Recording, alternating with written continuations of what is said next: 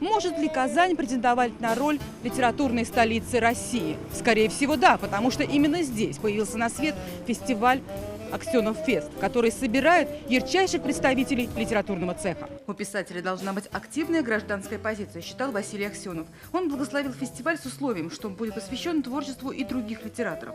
Так и получилось. Аксенов Фесту 11 лет. Любой фестиваль, он расширяет твой горизонт просто. Взгляд на мир. Другой взгляд абсолютно, с другой точки зрения. Молодая поэтесса не пропускает ни одного мастер-класса.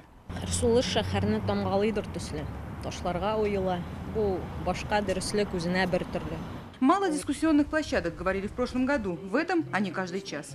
Замечательно, что фестиваль имеет чрезвычайно важную функцию просветительскую.